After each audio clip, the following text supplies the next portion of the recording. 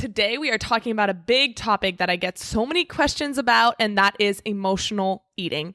If you're someone who feels like every time that you get stressed or bored or lonely or anxious, you turn to food, it's almost like this automatic behavior that is really hard to break for you, then we're going to talk about that today. And I'm going to talk about the difference between getting joy from food and relying on food for your joy. Those are two completely different things, and we're going to dive deeper into both of those different things. We're going to talk about why emotional eating is actually not a bad thing and when it does become a problem for you, and giving you signs of how to recognize if this is something that you rely on as a crutch to not feel those negative emotions. And then at the end, I give you 3 questions to journal on or to reflect on to help you understand your emotional eating, where it comes from, and what action steps to take moving forward if you want to not get rid of the habit, because as I always tell my clients, emotional eating is not something that you're going to get rid of. It's a coping mechanism that you're going to learn how to have a better relationship with. And this is a whole other episode that we could get into. But 3 questions to reflect on if you feel like emotional eating is a problem for you. And as we are diving into this, I also want to let you know that next week, I'm going to be releasing a brand new free training. When I say releasing, I mean opening the doors to registration.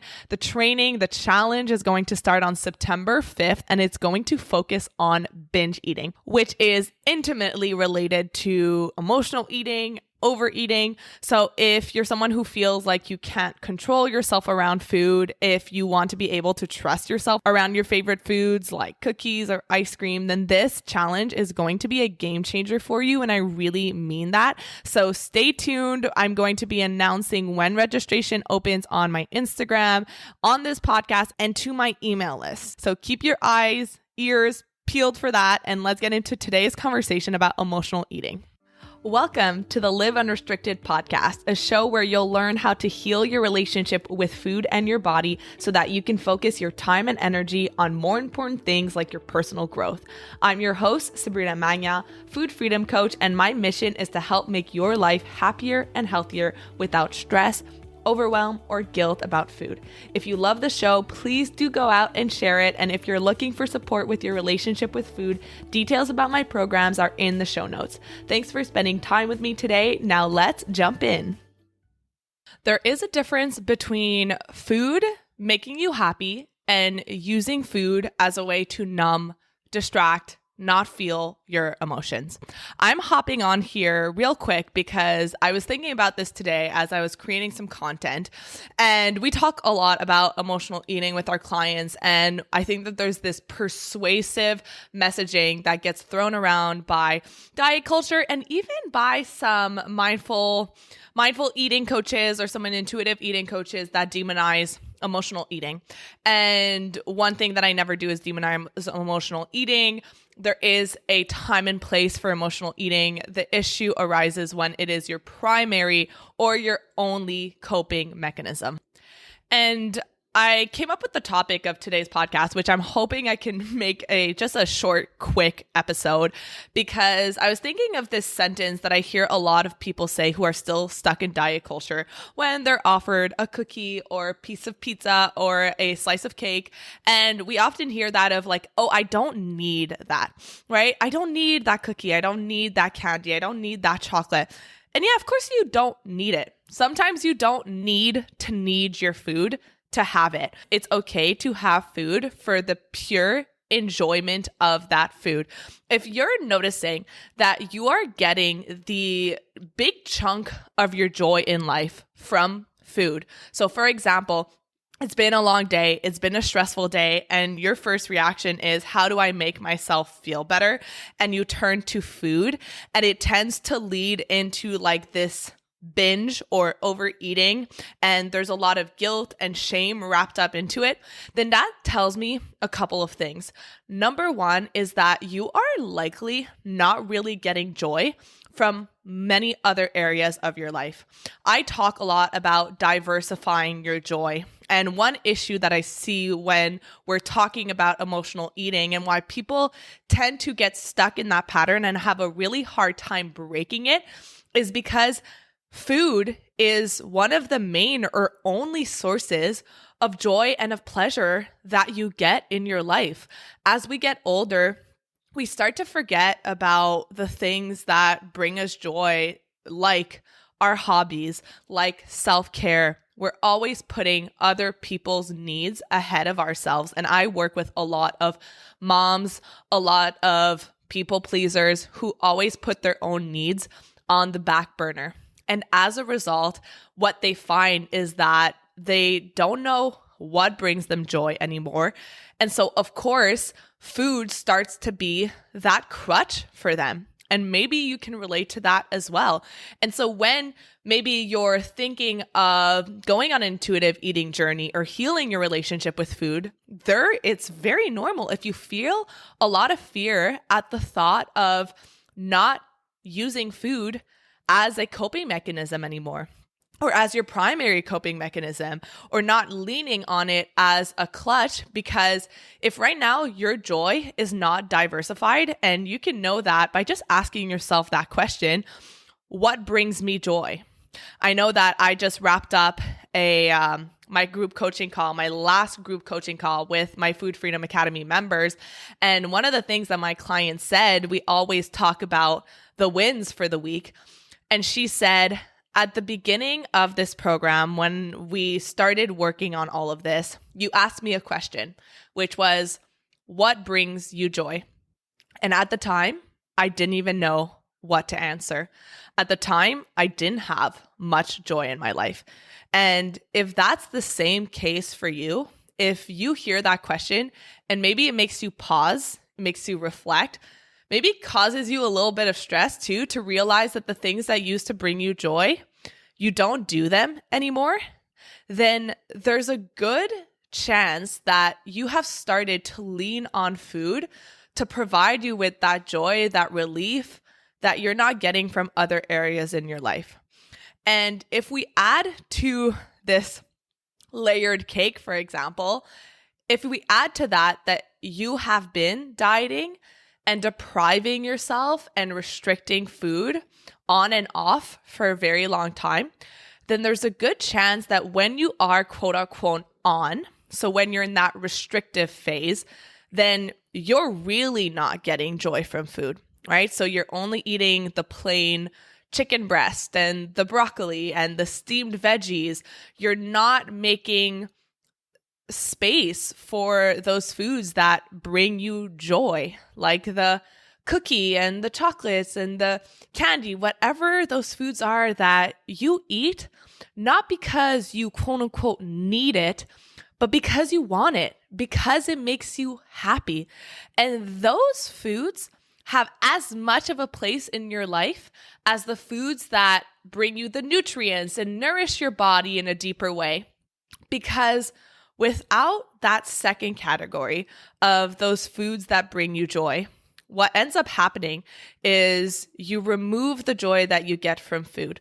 And so on a daily basis, when you're in that restricted phase, you start feeling like, because you've lost that crutch that you tend to lean on, which is food, you start feeling your joy start to dissipate.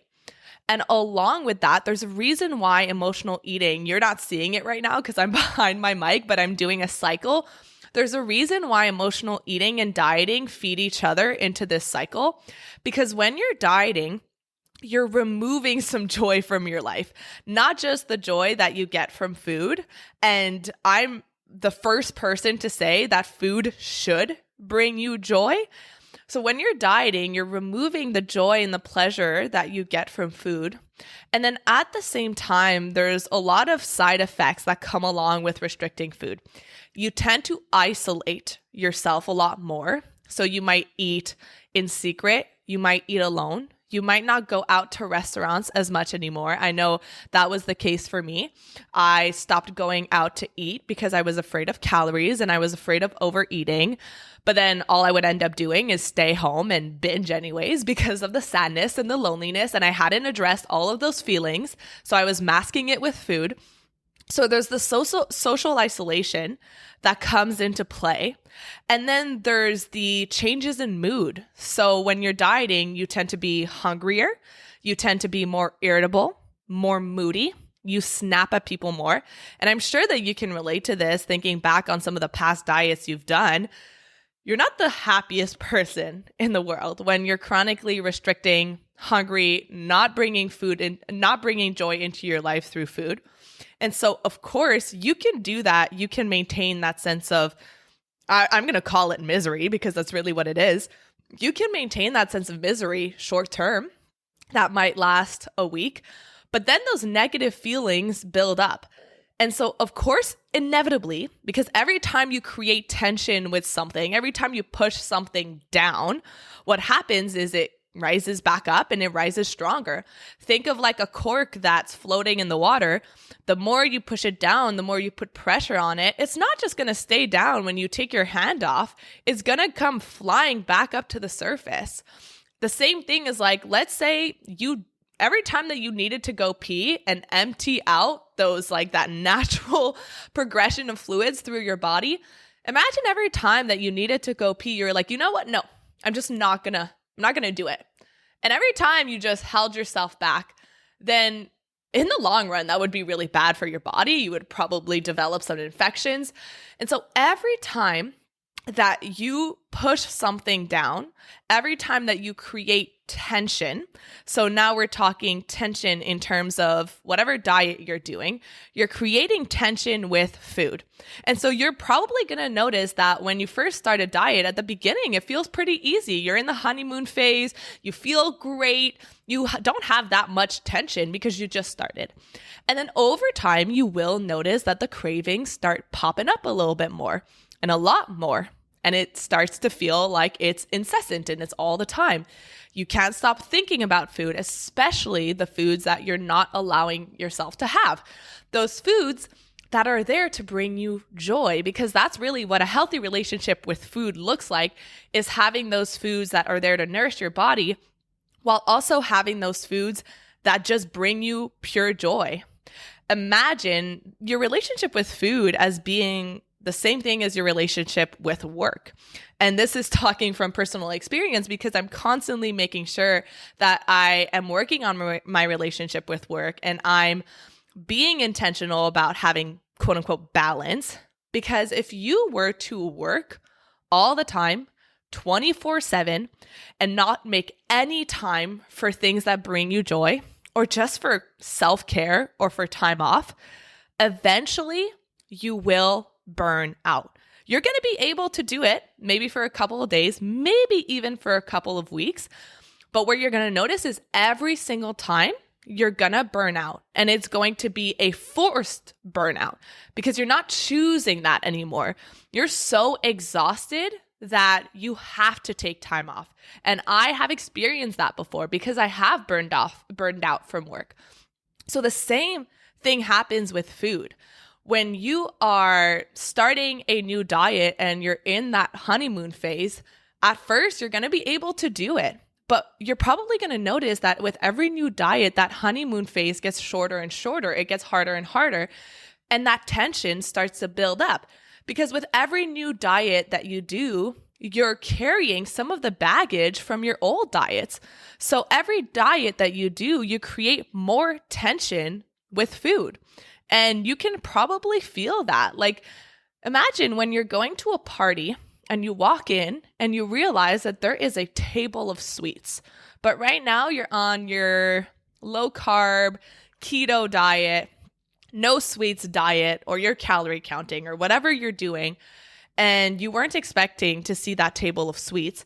You can probably instantly feel that tension build up. Either that tension is, okay, you know what? I can't control myself around these foods. So today is going to be a cheat day. And then you eat all those foods, you overeat all those foods, and the tension is still there. Or you decide, I'm going to use my willpower and I'm just going to not eat those foods. But the entire time that you're there, you can't stop thinking about those foods. You want to have those foods, but you're not allowing yourself to. And then you're probably going to go home and stop at the grocery store and stock up on some cookies and some cakes and the things that you've been craving all day, but you didn't allow yourself to have. Regardless of what the scenario is like, you've created a lot of tension. So looping back to what this has to do with emotional eating and depriving yourself of joy, when you are, one, depriving yourself of certain foods that really their sole purpose is to bring you joy, and two, you don't have joy that's diversified, you don't really know what else brings you joy other than food, it wraps up into a perfect storm so that when you start a diet and you are removing that joy from your life, and eventually you cave because as a human being, you need joy, you need pleasure, and you allow yourself finally, and usually when you allow yourself, I say that in quotes because a lot of the times it feels like you break, like it's unintentional, like you cave, like you were quote unquote weak, and you eat the food that is just there to bring you joy. For example, we'll say the cookie. Well, then you have the food and you cannot stop eating because all of that dopamine is just coming rushing to your brain because you haven't been getting it. You haven't been getting it from hobbies. You haven't been getting it from social connections. You haven't been getting it from the relationships in your life because your relationships also suffer when you're on a diet. You haven't been getting it from food. And so what you do is you smash it up into one day, one binge, and then the guilt and the shame gets wrapped up into it. And you tell yourself, well, number one, I knew I couldn't control myself around this food. And this reinforces your belief that you need to cut them out, even though cutting them out in the first place was the reason for your binge. And you tell yourself, well, now I'm just going to get back on track tomorrow, which recreates that cycle of tension, of deprivation of joy, deprivation of food. So how do we do that? Well, on one hand, of course, we need to stop restricting. The more you restrict, the more tension you create with food. And if you're someone you know that you get joy from food, as most human beings do, and there's nothing wrong with that, then you know that you're depriving yourself of joy. And the second piece of it is if you notice that you get most of your joy or maybe all of your joy from food, that tells me that there's joy lacking in other areas of your life. And so it's going to become very hard to let go of food as a crutch and to let go of emotional eating patterns because as human beings, we need something that's going to bring us joy, especially when we're going through hard times. And you're probably going to notice that you turn to food when you're feeling those strong negative emotions. So those two pieces are really important. And what I talked about at the beginning is there's a difference between using food as a source of joy and using food as a way to push down, distract, and numb your emotions. And this is a second piece that I see a lot in my clients is the inability to navigate strong negative emotions or just any kind of emotions. And so we numb ourselves and we don't have any coping mechanisms and food becomes that crutch. We feel lonely, we feel bored, we feel anxious. Our body says, I don't want to feel this. This is an uncomfortable emotion for me. Therefore, our immediate reaction is to turn to food. And it might distract us temporarily. And a lot of the times, the reason why it turns into overeating or even maybe a binge is because the negative emotions get stronger. Because now, not only did we feel the loneliness or the boredom of the stress, but you add in the guilt and the shame from eating a certain way or eating a certain food. The negative emotions stack on top of one another. And so we just keep eating to disconnect. A lot of the times it feels like fog eating. Fog eating means you don't even really feel like you're there. You dissociate. You can't really taste your food. And that tells me that the issue isn't the food itself, which honestly it never really is. It's always a deeper issue. The lack of emotional resilience, the lack of emotional regulation. And this is a question that you can ask yourself is, am I afraid of feeling certain emotions? Am I capable of feeling certain negative emotions? Or do I always try to buffer them? And when I say buffer, I mean use a coping mechanism, but it's not really a coping mechanism. Use a mechanism to not feel them. Some people it's eating. Some people it's drinking. Some people it's drugs. Some people it's over exercising. So if emotional eating is something that you struggle with, I'm going to wrap this episode up. I'm at 17 minutes, so that's pretty good for me because I tend to go on rampages, but I'm going to wrap this episode up and we're going to talk about certain questions to reflect on. And I actually do recommend that you reflect on this. I'm big on journaling. And if you want to change your mind, you actually have to take action to change your mind, to change your mindset. Listening to a podcast is great and you might have a bunch of ahas, but that's not actually going to change your neural pathways. And so let's bring it down on paper, or let's have this conversation with someone, whether it's someone that you trust, like a partner or a friend, or with a professional that can actually help you see your blind spots and really reflect on some of these questions. Number one, am I diversifying my joy? Do I know what in my life brings me joy? And do I actually make intentional time for those things? So for example, I'm thinking of one of my past clients. For her, when I asked her that question at the beginning of our work together, she did have a hard time answering it because she didn't know where she got joy from her life. And then after a little bit of brainstorming, she realized that she really liked puzzling. She really liked sitting down, doing a puzzle, letting her mind wander, letting herself disconnect from the world. And she never made time for that anymore because her entire life was just always a list of to-dos and running around doing errands or taking care of other people's needs. And it's such a cliche, but it's a cliche for a reason. If you're constantly filling other people's cup, your pitcher is going to be empty and eventually you're not going to be able to fill those people's cups. You need to fill your own pitcher. You need to recharge your own battery, or else you're going to be showing up in the world. Your battery's going to be drained. You're not going to be your best self. And you're going to turn to food to give you that source of joy. And oftentimes is going to turn into overeating. Again, the food itself is not the problem. It's the root cause of what is triggering those behaviors. So do I have all of my joy in one basket? And then the second question is, if you notice that you tend to turn to food for emotional reasons, and maybe you associate too much emotion, too much excitement, too much ceremony around food, for example, on Friday nights or on the weekends, ask yourself, am I giving myself enough joy and pleasure from food during the week? Or do I have a rule that Monday to Friday, I'm eating quote unquote clean and it's only the chicken breast and the oatmeal. And then on the weekend, it's all bets are off and all of these foods come flooding back in. And if that's the case, how can I start incorporating some of these pleasure foods into my life more regularly so that when I do eat them, it doesn't feel like it's that Last Supper mentality. It doesn't feel like this is a special occasion, which is the reason why we tend to overeat in the first place.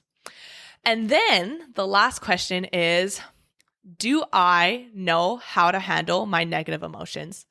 Or do I have a tendency to numb, distract, pretend they're not there, push them down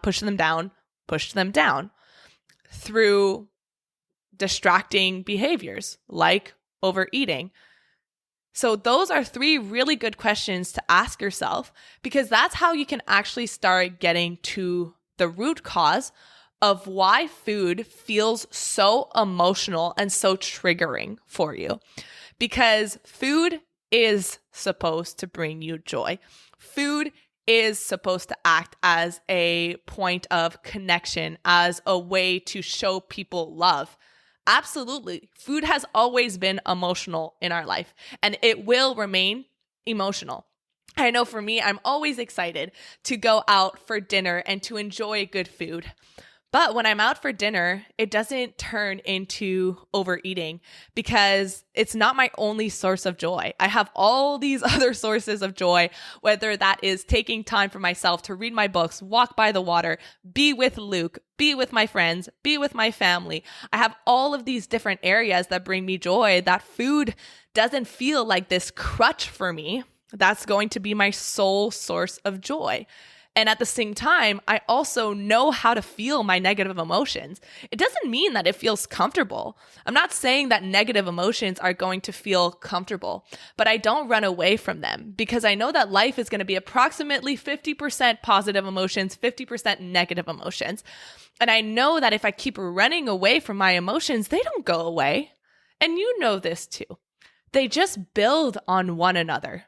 They just get more intense. And then issues that would have started as a small issue. Think of like if there's an issue in your relationship and you don't bring it up the first time, and then every time something happens, you don't bring it up, then every time the issue gets bigger and bigger and bigger. So what would have been a discussion in the first place ends up being a massive fight when eventually it all blows up in your face because you have all of this unresolved resentment that you haven't brought up to the surface. So if you can evaluate your ability to work through negative emotions without distracting yourself, without numbing yourself, and you realize that that's a skill that you need to work on, then voila, you've got step one, which is awareness. And then you can start working towards finding those support systems, those resources that's going to help you get better at that skill. So this was super impromptu. I literally was making my lunch and I was having what are they called? Those praline pecans that my friend brought me from New Orleans, and I was having them and I had this thought and I was like, oh God, food just is so pleasurable. And I was like, you know what? I'm going to turn to my mic and record a podcast. So I hope that this was helpful for you. If it was, please share it with a friend. If you know someone who struggles with emotional eating, if you know it's going to help them, then show them a sign of love and send it over to them. And as always, you know that you can head over to Instagram, social media, and share with me your biggest breakthroughs. I answer all of your messages personally, and I really do love to hear it. I'm so grateful for you, every single one of you who shows up every week to listen to this podcast.